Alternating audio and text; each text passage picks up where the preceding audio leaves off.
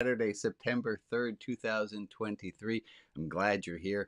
I'm Me Rabbi too. Brian. It says so right there. This is for lack of better name, this is the Saturday service. It is a different way of looking at religion. This is and we will get to actually how I'm defining what our task here is. That's coming up. But in the meanwhile, let me spotlight all my friends who are here so you can see each other. Everyone give a wave and good morning to Rose, who I didn't say good morning to, and Rob and Gord and Carol and everyone who's still joining in. Good morning, Candace, and good morning, Bruce. I'm going to go back away from this screen of all these different people. If you would like to be one of the people in those boxes, if you go on rotv.org and you get the newsletter, you will also get an invitation to be one of those people. Let me say hello to all the people who are on Facebook and people who are watching this afterwards. You guys are welcome and glad you're here as well. Oh, and good morning, Michael. Glad to see that you're here as well. Fantastic.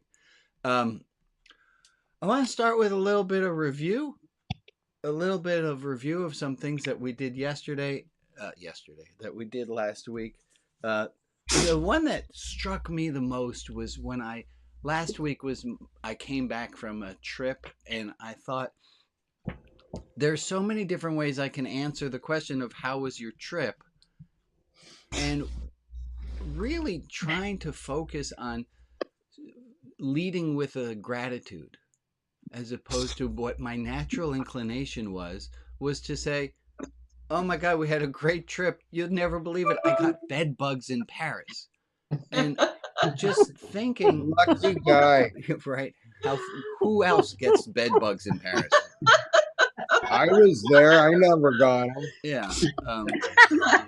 But thinking about that, we really do get to frame.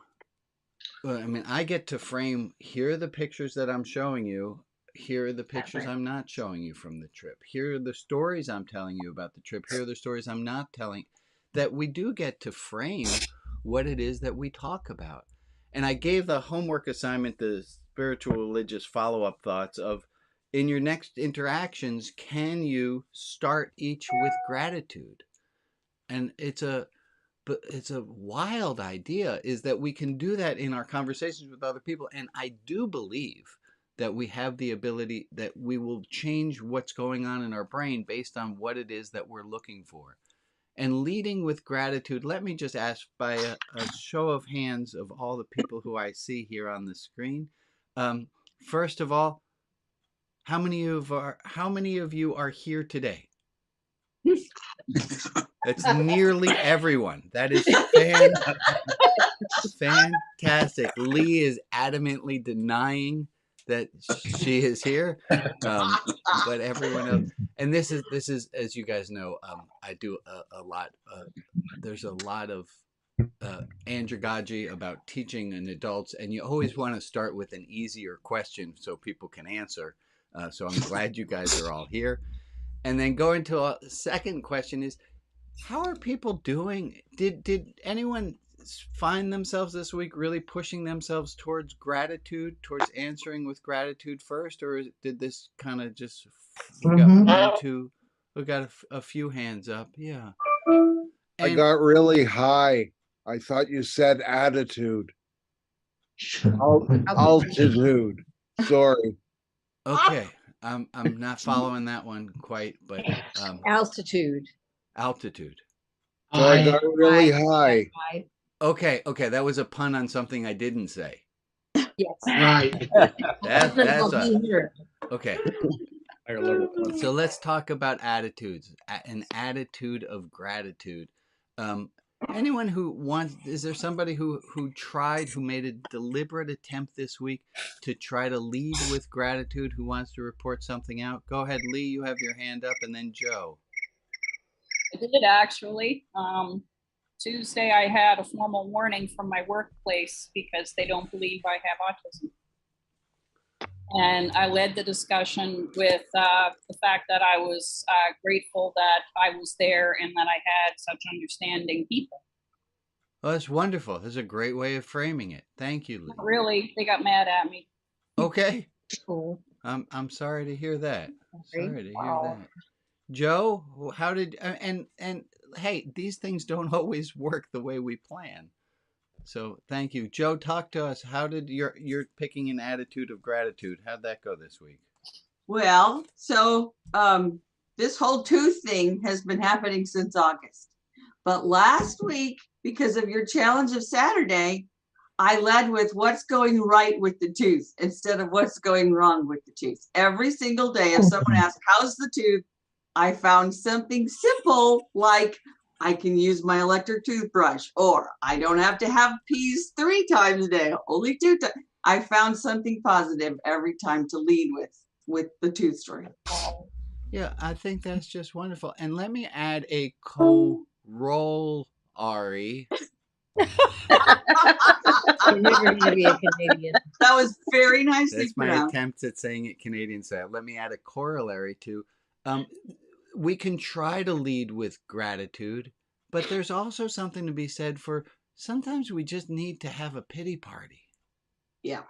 And sometimes we can't just put turn that frown upside down. No, No. you can't always do that. And sometimes we do need to not indulge, but to give me, what's the word? We need to.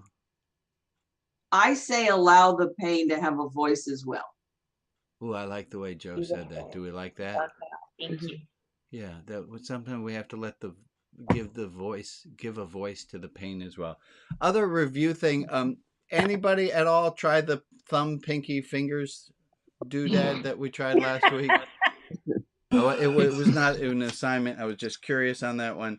I tried to show somebody else how to do it, and I screwed it all up. So You're the best, Emily. Good job, Emily. I have not mastered it yet. Are you trying for it though?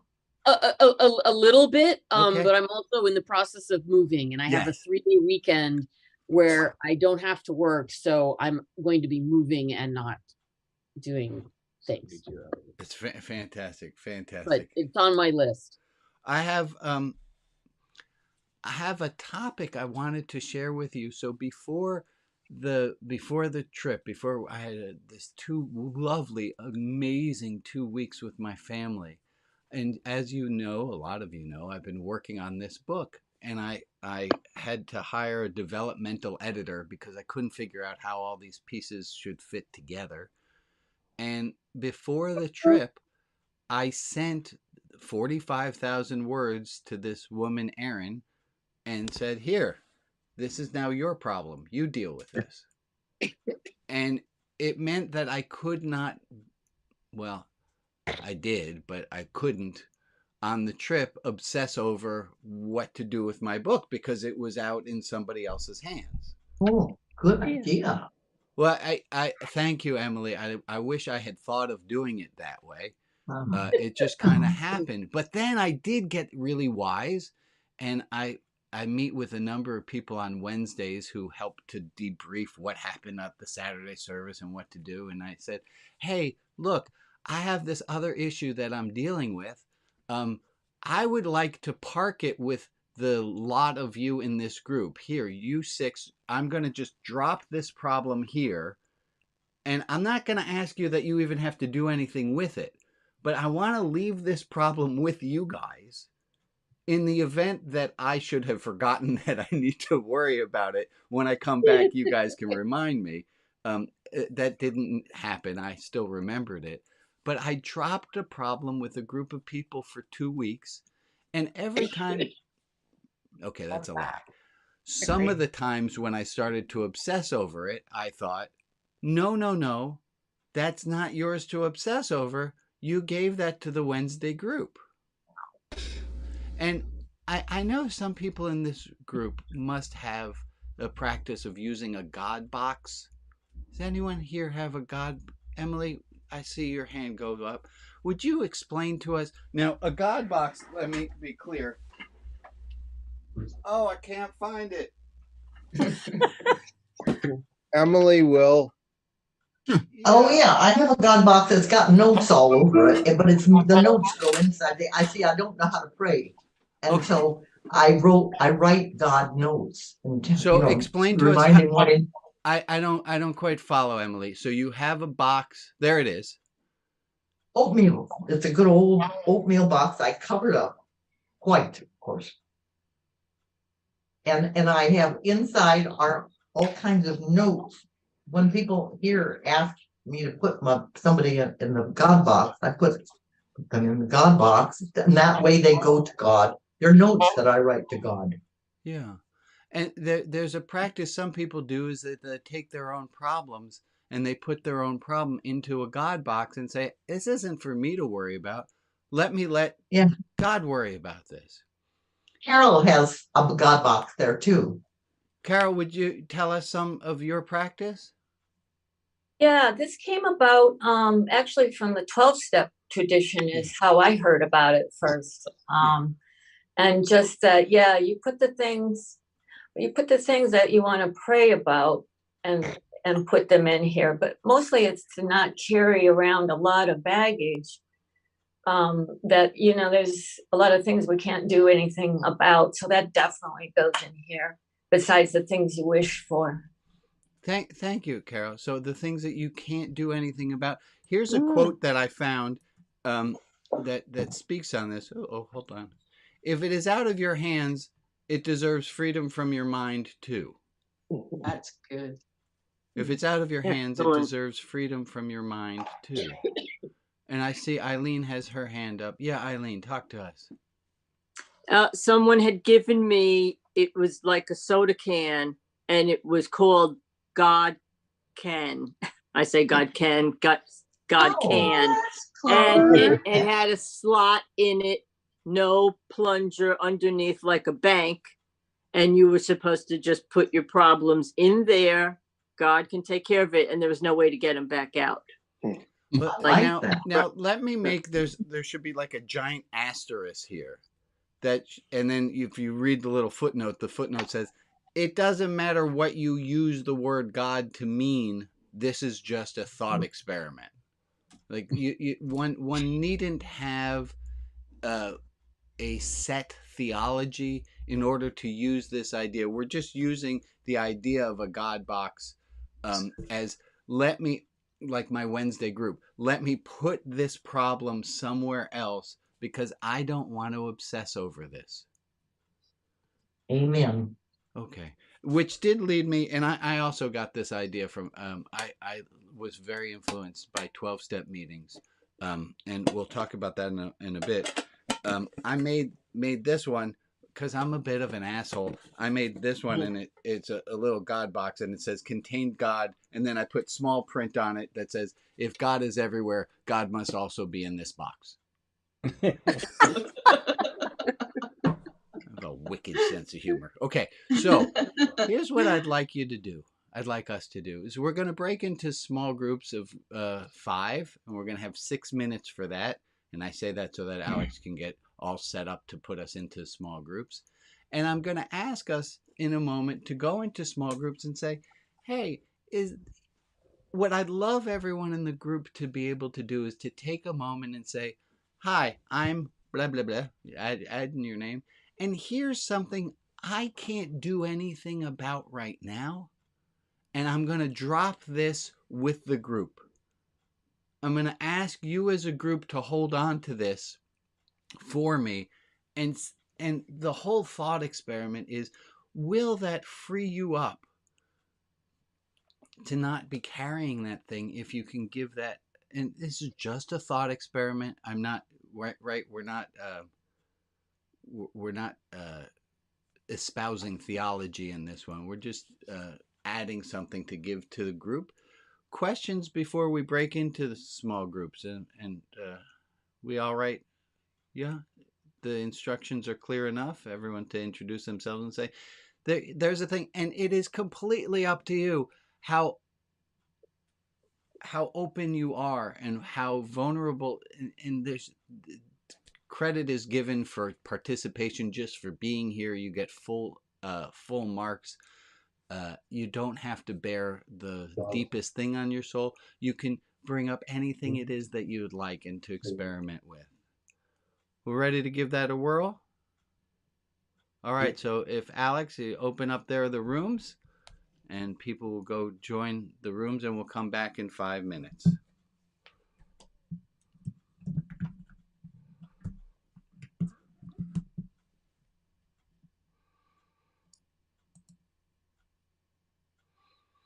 If you are watching on Facebook, you did not get the choice to go to another room. And if you are, well, if you can still hear me, then you are watching this on Facebook, or you have opted to not join another room, and that's perfectly fine. I got Scott and Alex and Rose. Hi, Rose. Hi, Scott. Hey there. Well, here's our little group. You don't have to share, but if anyone here wants to start with, here's a thing that I'd like to ask the group to hold on to, knowing that our group where we are right now is a little more public than all the other groups, because let me take a look on Facebook. There's at least one person. Oh, there are 4 people on Facebook or otherwise who are here. Hello, my friend. Hello. You just joined us. We just went into small groups, and so welcome to a very intimate experience. If you thought you would just come in and sit in the back of the room and not be noticed, your timing is impeccably off. No, that's hardly me to sit in the back of the room. Okay, tell me, what is your name? I missed your name. Oh, I'm sorry. It's Karen. Hi, Karen. Glad you're here. So, Karen, the game that we're playing, game being a loose word for it, is there a thing that's on your mind that we were talking about the use of a God box, of taking something that's annoying to us that we can't figure out and seeing if we can't get peace by putting it into a God box, of taking something that's burdening us and adding it and putting it into the group. So the question I have, hold on, Alex, I hope you're timing this, because my timer just broke. I have a timer going. Okay. Well, we have 2 minutes and 56 seconds before I call people back. Yeah, my timer gone haywire there. Well, Alex, Scott, Rose, or Karen, is there something that you would let go of and let the group hold on to for the next week, at least as a thought experiment? Well, I think at least the biggest one for me right now is just the stress of getting this move done.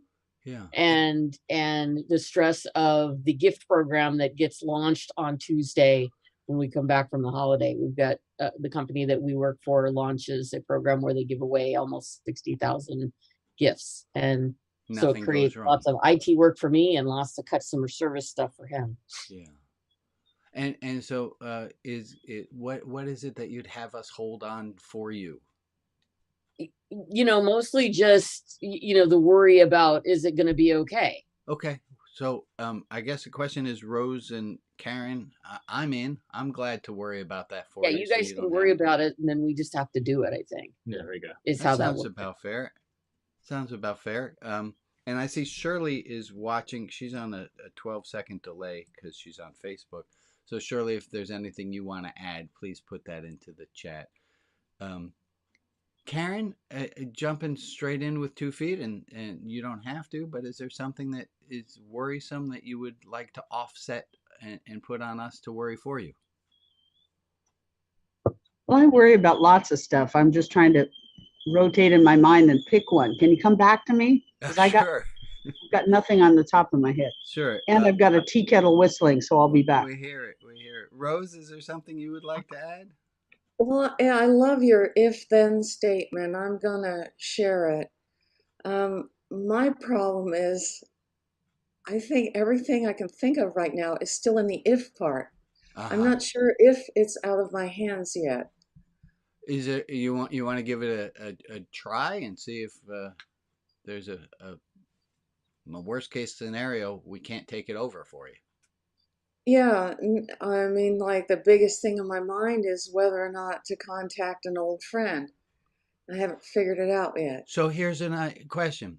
Can we hold on to that for the next week, you're not allowed to think about whether you contact the old friend, and we'll come back to you next week and we'll tell you. Okay, I may have to just hold on to it till next Thursday. Okay. I mean, let metaphorically hold on to it till Thursday, and then I think I'll have to address it again and go think about it. Okay, so you can let go of it. We can't go a full week, but you can let go of it until Thursday?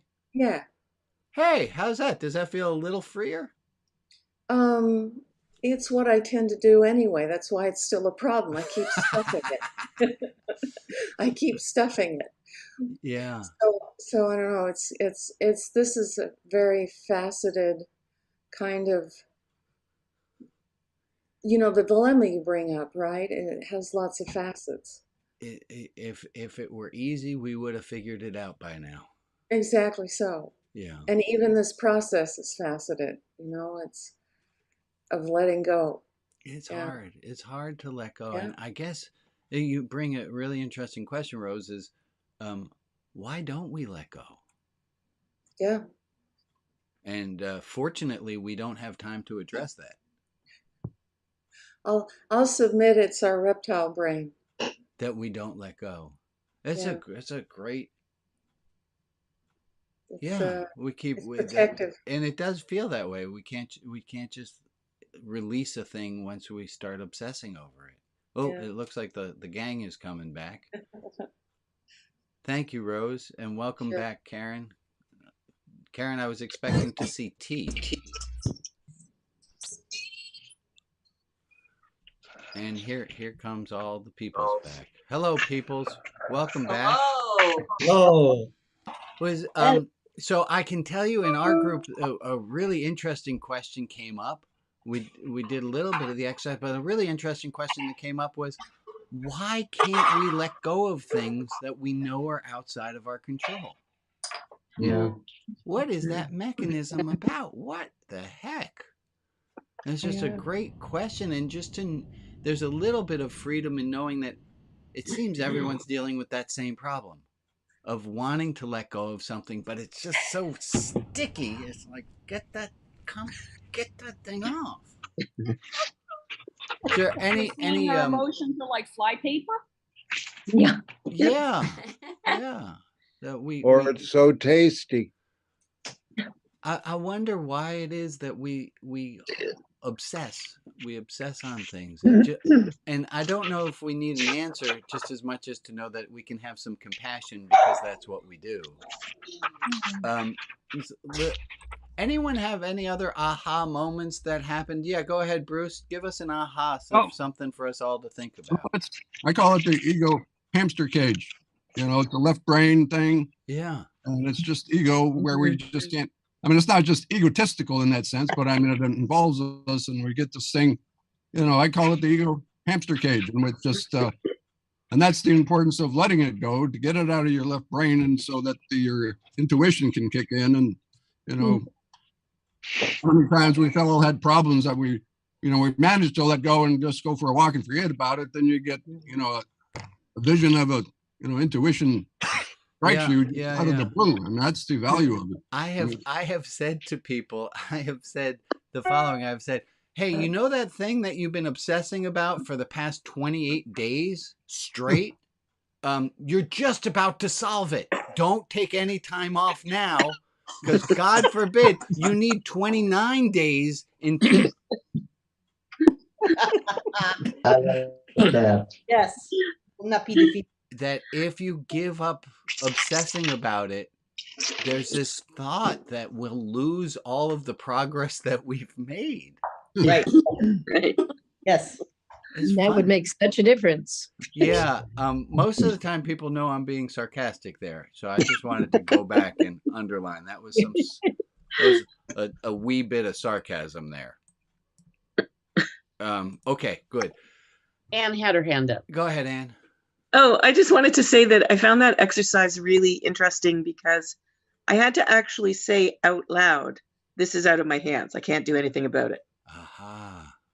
As opposed to Oh, just that's doing good. that in your As head. opposed to it all just like I had to actually admit it. You didn't have to, you chose to, and good for you. And it looks like on your face there seems to be a smile and a little bit of peace. So it seems like that might have worked a little bit. Yeah, there's a little bit of cut the cord by saying it out loud. I put it out into the universe. Other people had a similar feeling. Did anyone else? Yeah, I see some nods happening. I like that. I like that too. I do want to go and we'll move on, but good job, everyone. Steve, you have your hand up. Let me not move on quite yet. Yeah, I found our group was interesting. For 3 out of 4, we were really good about leaving it on the table, and it just was brought there and it sat. And then we got into one more, and then we decided that we were going to at least talk about it and try to make it better. And so interesting.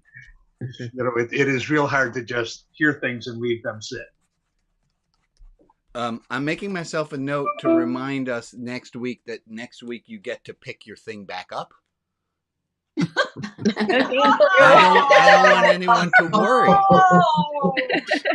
No. Well, I don't want anyone to think that it's like this is going completely chaos. I got this. I'm going to bring it back next week, and you can take up whatever you need. We can decide again. Okay. Yeah. All right. Just had her hand up. What there's more fun? Hold on. Go ahead, Jess. Oh, I just was saying no thank you to picking it back up next week.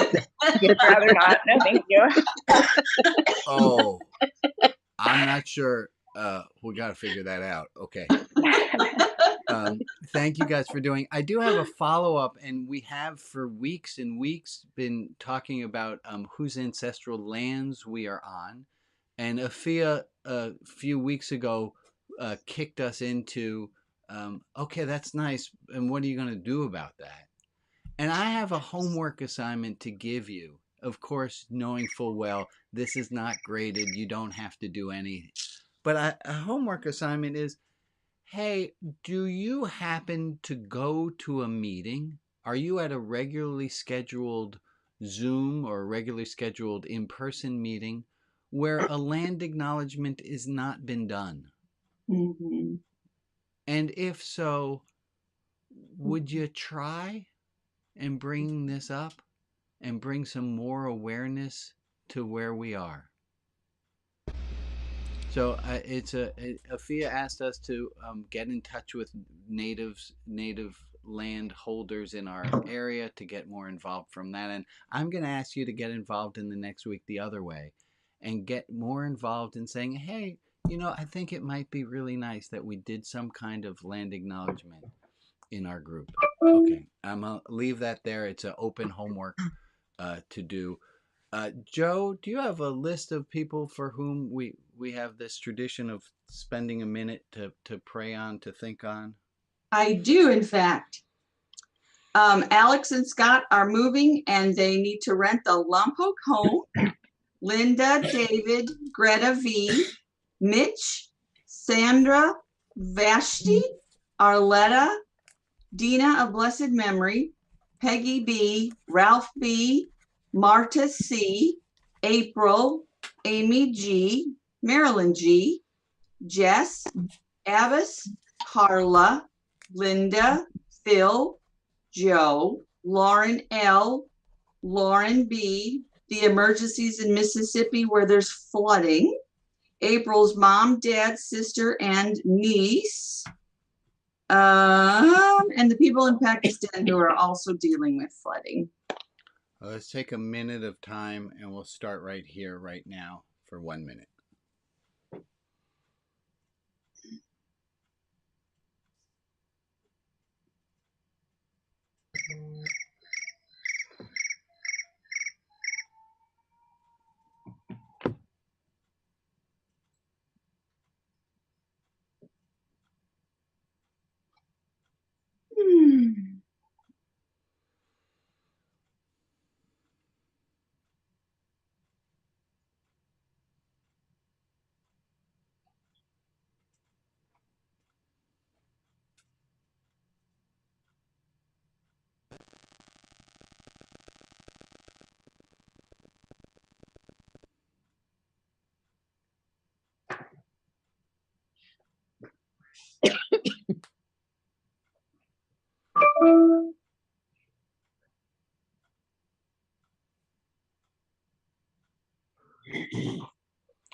Thank you. I had a thank you all for that moment. I did think, we could probably spend the entire hour listing everyone out for 59 minutes and all the problems in the world for 59 minutes and then having 1 minute of silence. This is a wacky thing to live in this world with so much pain in it and try to live. There's a Buddhist notion of living joyfully with the suffering in the world. I did have one other thought, and then I want to get to a teaching today. Another thought was, one of you have this just, please bear with this. This is all like here, open thought, and then don't take any of what I'm about to say personally. One of you had this really annoying clickety whack whack whack timer going off, and I was looking around the screen like, who the heck was that? And I found out it was my computer.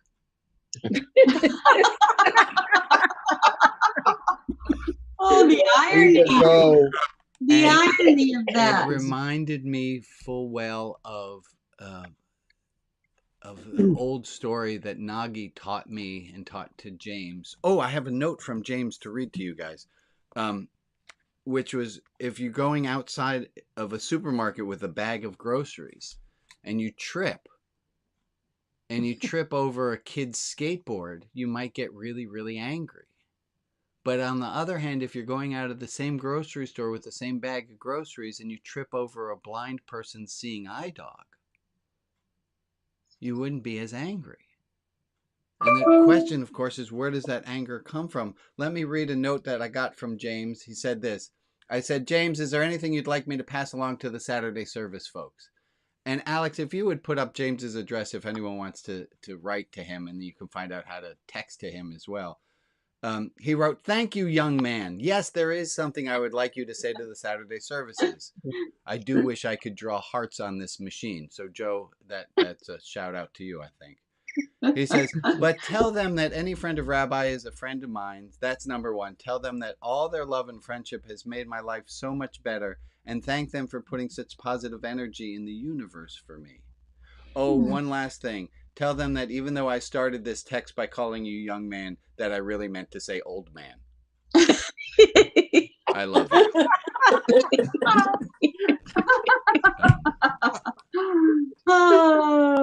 I have been writing to James for, I think, a decade.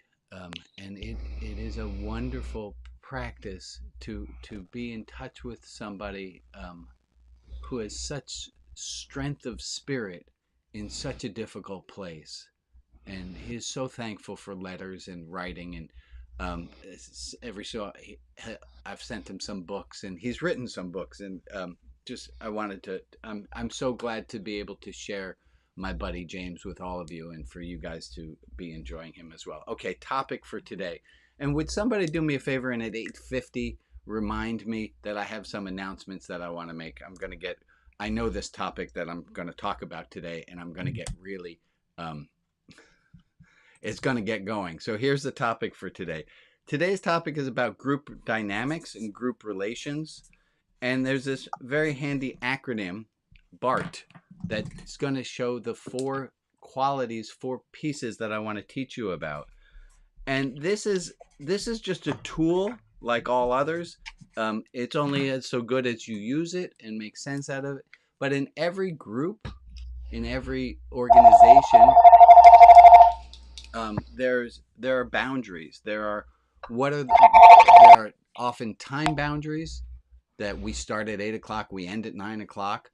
There are space boundaries. Only these people are permitted to go into this kind of space. There are boundaries. And loose boundaries, there's some organizations, and not that one's right and one's wrong, but boundaries are, you're not allowed in this club unless you're a blank, right? That's a stricter boundary. Different boundaries give us different feelings. I know I feel differently, and it's part of why I love airports. I love having gone through the security checkpoint at airports and sitting in the seats.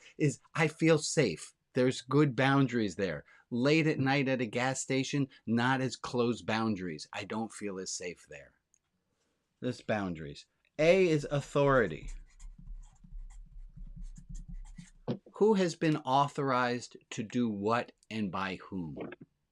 In this group here, I am the formal authority.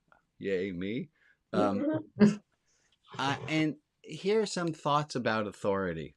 When one of my first internships, it was an internship in architecture, and it was back before computers, and we had Letraset. Remember those rub-on letters? Yep.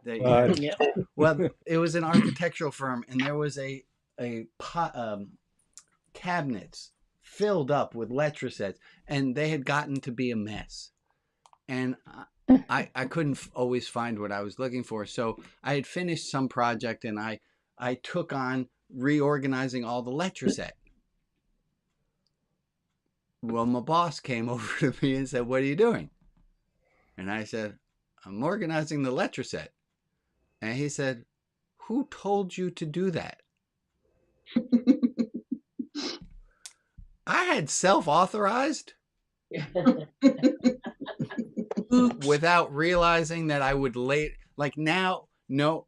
good thing I have that story, but it was who's unbelievable. Like, oh my God, I didn't realize. If I ask you, "Hey, what do you think of my hat?" and you answer, "I don't like your hat," it's a very different thing than if I don't ask and you tell me you don't like my hat. Little kids, talk to Emmett about this. Kids are on the wrong end of adults who have self-authorized all the time. Adults feel, I have double your age, I have the right to tell you things. That's interesting. Also on authority. It's not authority like it's more on authority being who has been authorized. When we go into small groups like we just did, sometimes in the past I have said whoever's name is closest to the beginning of the alphabet should start. And today I didn't do that. I didn't say who should start. I didn't authorize anyone in particular to be in charge of that small group. And it's a different feel. Everyone remembers being in 4th grade, add or subtract a few years on that, and being told to do a group project. And the teacher gives everyone a group project, but doesn't put anyone in charge of it. And you remember it didn't go well. Why didn't it go well? Because nobody knew who the fuck was in charge. And without knowing who's in charge, one of the people in the group says, "All right, I'll do it," and then starts resenting the other people for not doing anything. And the other people start resenting that one person for authorizing themselves to be in. Who put you in charge of this group? And it's a disaster. Boundaries, authority.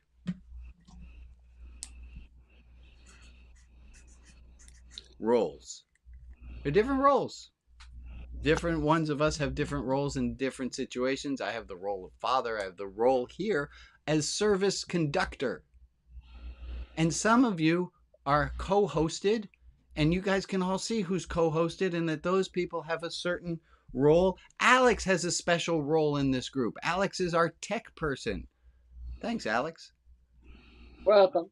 Different people have different roles within groups, and we can change roles as we go. Also, roles sometimes are implicit. I know when I'm in a group, the group never says, "Oh, we need some comic relief in the form of a wise ass." And then I say, "Oh, I'll volunteer to be that person." I pick up and I take on that role. I can easily pick up and take on that role. I also very easily fall into the role of teacher. It's a very comfortable role for me to be in. And it's really comfortable for a group to be, "Oh, there's the teacher, here's us as a group." Then we know what our roles are. And what we've been trying to do here is being aware of that. And let me bring us to this last one, is task. often there's a task, the work of the group. This is what the group is here to do. We are here to make widgets. We are here to explore the pharmaceutical industry's role in da da da da da. There's a task. There's something that we're here to do. And I wrote out, and this is the first time I was thinking about going over. Oh, let me tell a story. How boundaries are maintained is interesting. Does the group build up the boundaries? When boundaries are crossed, how does the group deal with that? I'm going to tell a story where I really learned this. I'm an intern rabbi, which means I'm in rabbinical school. So I'm working at a congregation, and I'm in the lobby. So my role is I'm not a regular person, but I'm not a rabbi either. And there's a woman in the lobby who's crying. And I talk with her a little bit, and she's crying, and I'm like, this is way above what I can do. So I go and I buzz myself in to go into the rabbi's offices because I'm allowed to cross that boundary because I'm a rabbinical student. And I walk into Akiva's office, and he looks up from whatever esoteric book he's reading. And I say, there's a woman in the hallway, in the lobby, who's crying. You should talk with her. And he says, did she ask to talk to me? No, I say. She didn't. Well, then there's nothing for me to do, he says. He was playing it pretty straight. Okay. Here's what I came up with. So boundaries. We have some boundaries in this group. Authority. We have some idea of who's authorized to do what. Right? When I call on someone and say, oh, you had your hand up. Also with regard, and that's in this hour. And then we have the second hour that starts up, and then we have the donut group, and we have the deep dive group, and we have the poetry group. And we at least know implicitly who's in charge of those rooms. And then often, Jane taught me this a long time ago. When you set a boundary with a person, I don't want you to call me after midnight ever again. When you set a boundary with a person, often people test that boundary. That's just what people do. With regard to the roles that we have here, there have been moments where my authority as the head of this group has been tested. I don't know if not everyone was here for it, but there was a moment where I forcefully muted everybody because y'all didn't like that I was calling this a spiritual support group, and it got a little clamorous. And if you weren't here, you can imagine. And I said, and it was not a popular thing to have said, I said, it might seem like a democracy, but this is not a democracy. And I was reestablishing what the boundaries were. And look, we all know, and we got that going on in this world right now. People are so desirous of firm boundaries that they're willing to give up their own authority to somebody in the role of tyrant. That's some scary stuff. Oh, yeah. All right. So here, I'm going to zoom in on my notes. Can I help you? Oh, you got it. I'm going to zoom in on this is what I believe our task is. Please hold. There we go. Explore spiritual religiousness. Sorry, but that's the word I came up with. Explore spiritual religiousness as a group of individuals with special focus paid to the happenings in the here and now. I think that's what our task is, or at least that's what I believe our task to be. I'm going to stop there because I just threw out a whole smorgasbord of like, hey, here's the buffet and a conveyor belt machine that's going to feed it into you at a really fast rate. And that was a lot.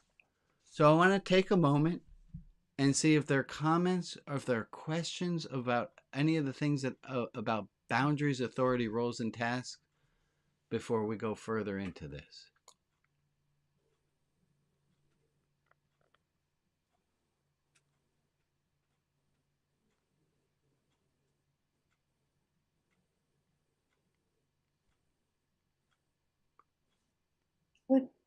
would you say that again? Just about the tyrant. Just say it again. That strict boundaries make people feel safe, and people are willing to give up their own autonomy to feel safe, and seemingly would be happy to play the role of servant.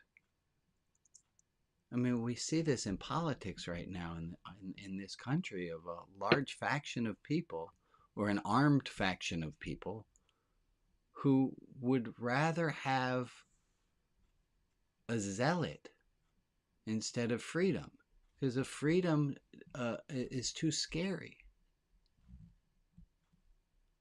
And I don't, that's not this group. And then that's a whole nother thing, is like, who's the us, who's the them, who's in our group, who's in their group. Thank you for asking, Rose. Is that of help? Yeah. And it's scary. And what do we do when it's scary? Is we want comfort. And are we willing to pay the price? Speaking of which, I'm doing phone banking right after this. I encourage people to get involved. Please get involved.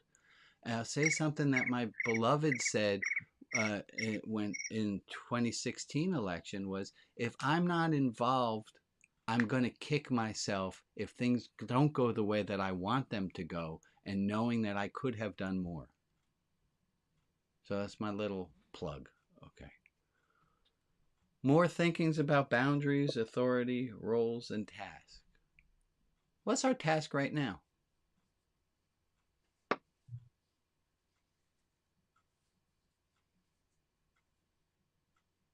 Listening. Well, you said the group explores religiousness with a special focus pegged to the here and now. So anything that you talked about, how does that apply to us in our spiritual journey in the here and now? Yeah.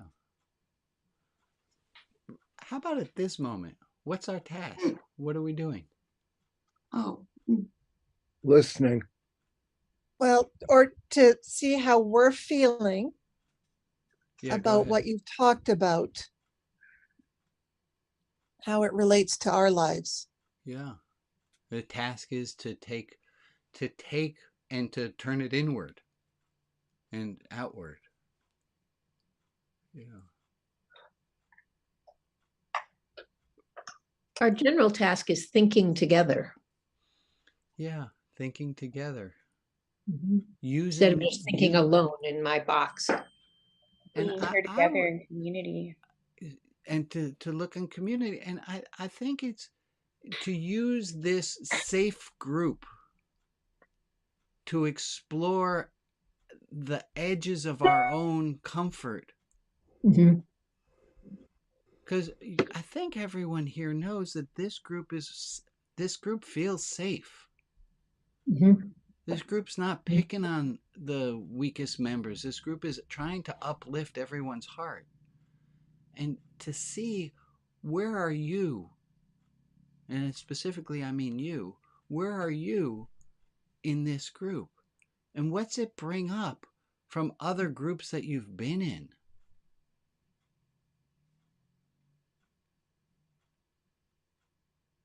Yeah, Carol?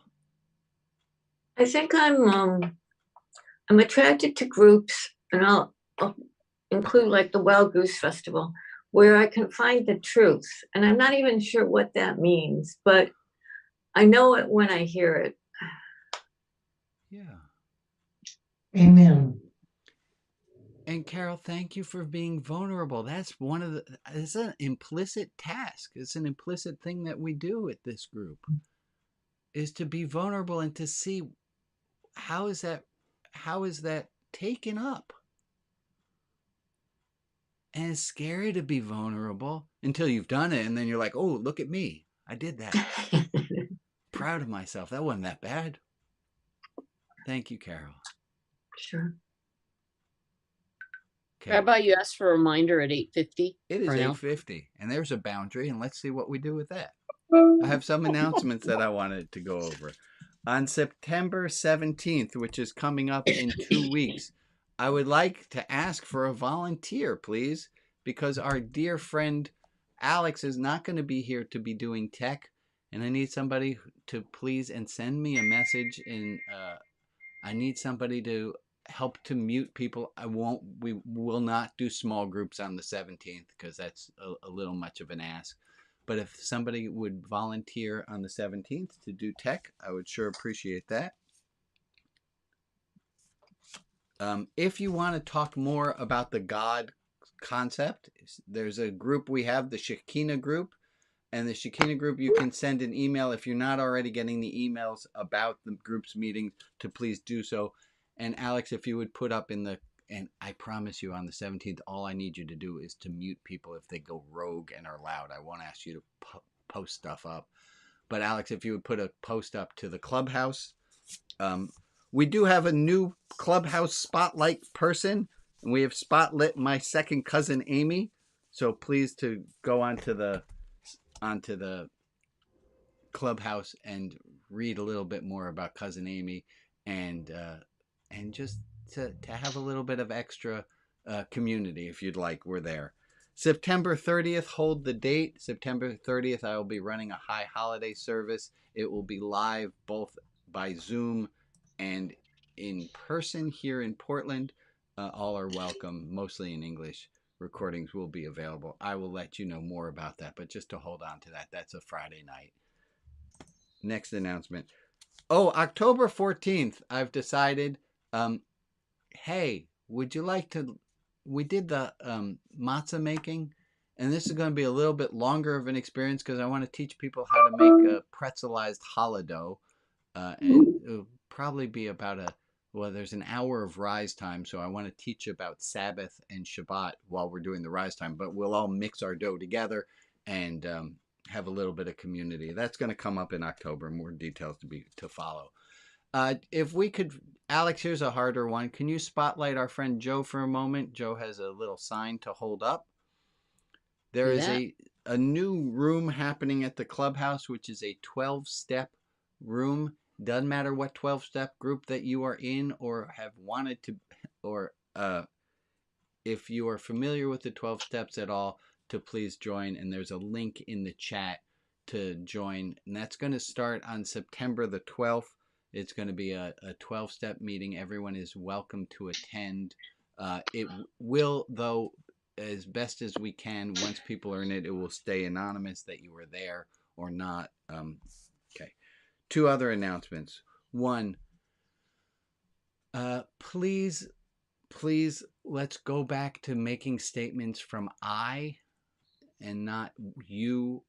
And everyone has done an amazing job at not saying you, but we've fallen into the we. So instead of saying, well, when you lose a spouse, you learn to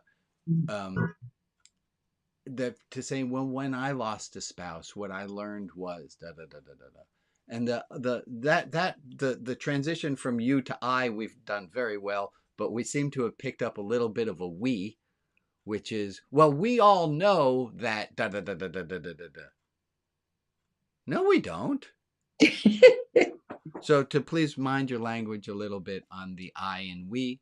And the last announcement, which I'm quite fond, I think this is an important announcement. Hey, if you're having a hard time, that's okay. This shit is hard. Life is hard. And we can't just always turn our smile upside down. So if you're having a hard time, please, to the best of your ability, be kind to yourself and see that you can't always be in a good place. Kip, you have your hand up. What you got, buddy? I do. I wanted to talk about the role that you gave Ron and I and invite people to reach out to us about that. Very good. So we need to come up with, I'm going to call it a financial sustainability committee, because that's better than fundraising. But we need to be financially sustainable for this ministry. And Ron and I have been asked to find folks that want to join that committee. So if that's something you feel called to do, reach out to Ron or I, throw your hat in the ring, and then we'll work on getting that organized so we can figure out how to get the income into this group so that it can keep going on. Thank you, Kip, for picking that up. And that was, and I would like to say, that was the thing that I left with the group on before I left. I said, I got a fundraising, I use the fundraising term, not sustainability. I said, I got a fundraising issue, and I don't want to worry about this on my trip. So can I just park this here for 2 weeks? And then when I came back, this is what came out of it was. So if you would please to be of further help. Okay, folks, other comments, questions?